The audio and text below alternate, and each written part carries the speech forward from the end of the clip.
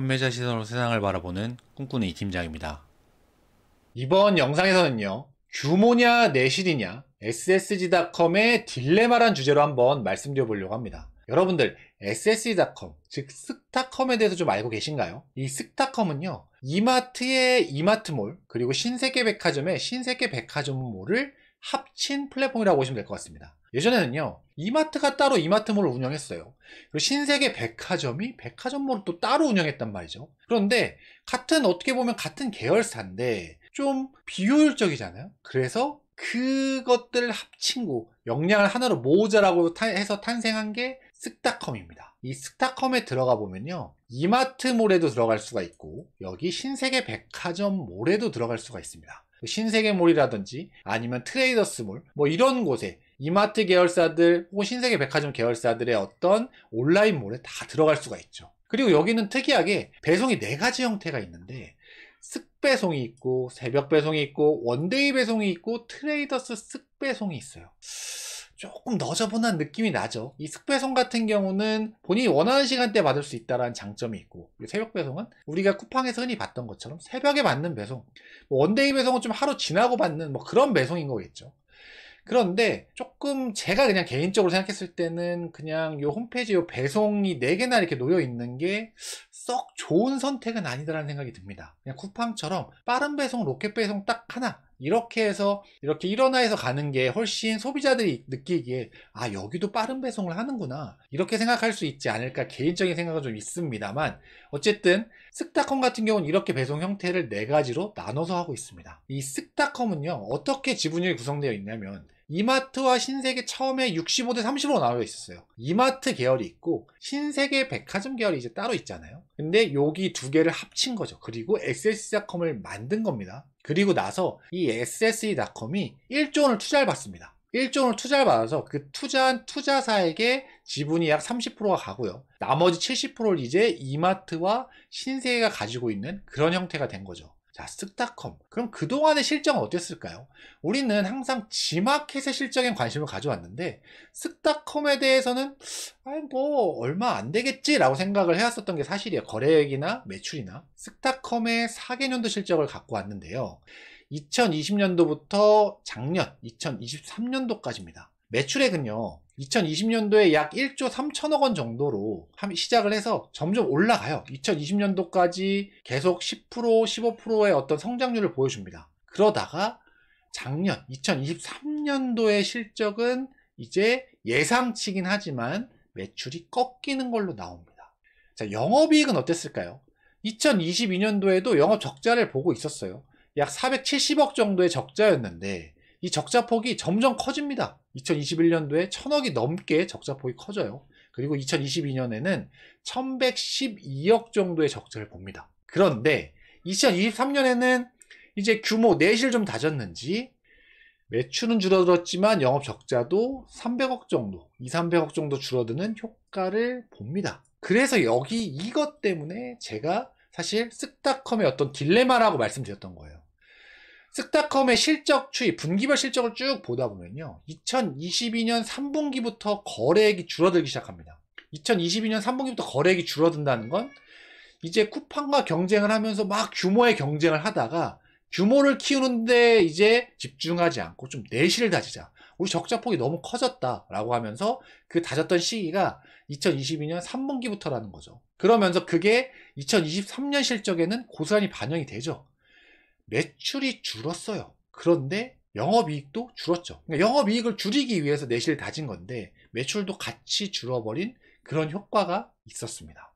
이게요, 이 거래액 기준으로 봐야 돼요. 사실 매출이라 그러면 우리가 이 이커머스 플랫폼들마다 규모를 판단하기가 쉽지가 않아요. 근데 이 거래액이라는 건 실제 그 이커머스 플랫폼에서 얼마만큼의 거래가 일어났느냐, 그 액을 다 합산한 거기 때문에 이 거래액으로 보면 그 규모를 판단하기가 편합니다.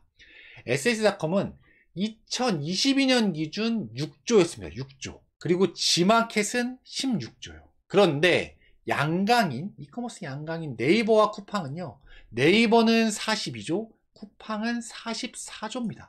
그러니까 SSG.com과 이 지마켓 연합, 여기 합쳐봐야 2022년 기준으로 22조밖에 안 돼요.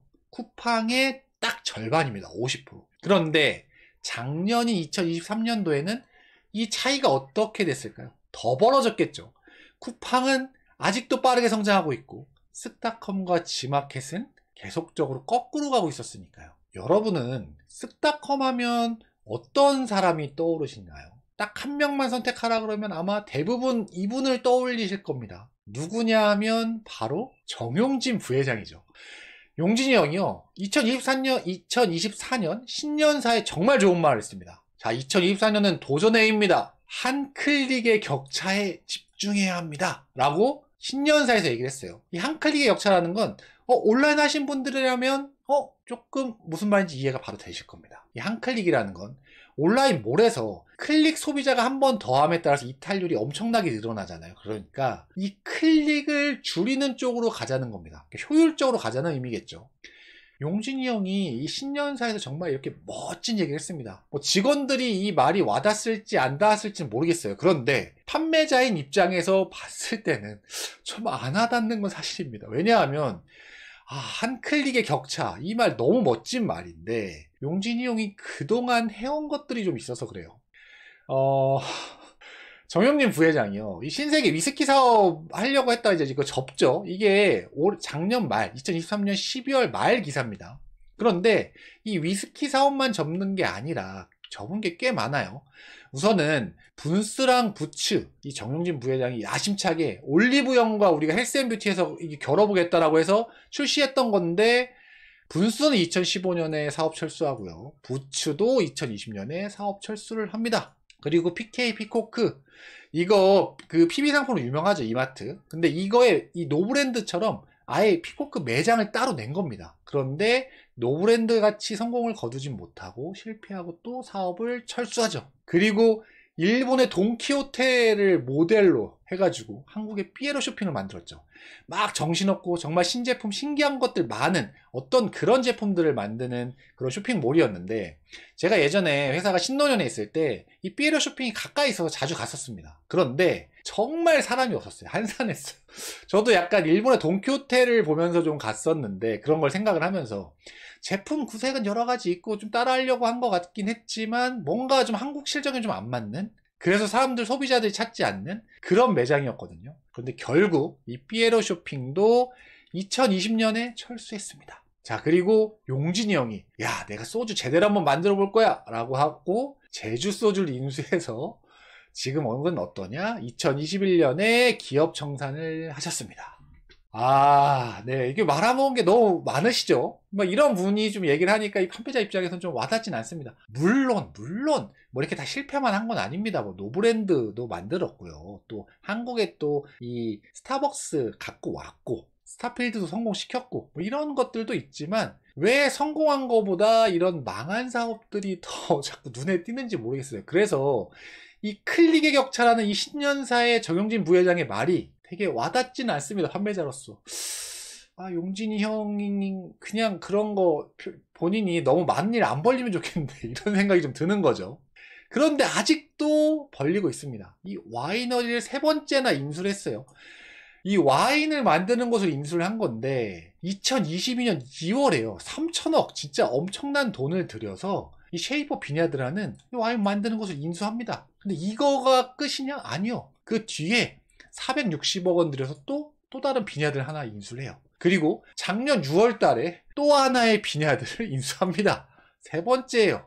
근데 이게 그만큼 이 와인이 지금 이마트에서 뭔가 어떤 수익을 내주고 있냐? 라고 하면 퀘스천 마크죠. 그러니까 이런 걸 자꾸 버리는 거예요. 또 용진이 형이 이커머스 플랫폼에서 어떻습니까? 지마켓을 무려 3조 4천억 원에 인수했습니다. 진짜 어마어마한 돈입니다. 3조 4천억 원이라는 돈은 진짜 엄청 큰 돈이잖아요. 근데 그거를 이 지마켓을 인수해서 뭔가 지마켓과 잘 해보려고 했지만 지금은 오히려 지마켓이 계속 적자를 내면서 매출도 거꾸로 가고 있는 그런 상황이 되고 있다란 말이죠.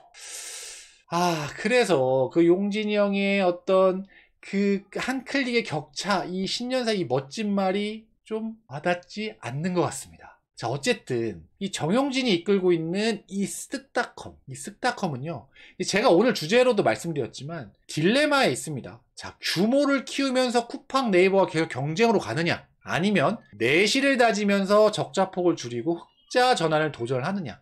이 갈림길에 있거든요. 2022년 3분기부로 이게 사실은 규모에서 내실로 지금 방향을 틀었어요. 그래서 그렇게 가고 있습니다. 그래서 이 쓱닷컴이 사실 새벽 배송도 충청권 같은 경우는 철수를 했단 말이죠. 그래서 수도권만 진행을 하고 있고, 그리고 막 이런 내실을 다지는 여러 가지 모습들을 보여주고 있는데, 근데 내실을 다지는데 흑자 전환은 아직 이게 요원하고요. 그렇다고 내실만 다지자니 자꾸 규모가 줄어들고 거래액이 줄어드니까 쿠팡과 네이버의 격차가 점점 벌어지니까 사실 쓱닷컴 입장에서는 딜레마일 수밖에 없을 것 같습니다. 2024년에는 과연 쓱닷컴이 어떤 선택을 하게 될까요? 내실을 더 다지는 쪽으로 갈까요? 아니면 조금 다시 규모를 키우는 쪽으로 방향을 선회할지 한번 지켜보시면 좋을 것 같습니다. 오늘은요, 쓱닷컴의 딜레마, 규모냐 내실이냐라는 주제로 한번 말씀드려봤고요. 오늘 제 긴 영상 봐주셔서 정말 감사합니다. 다음번엔 더 좋은 영상으로 찾아올 수 있도록 하겠습니다. 이상 꿈꾸는 이 팀장이었습니다. 감사합니다.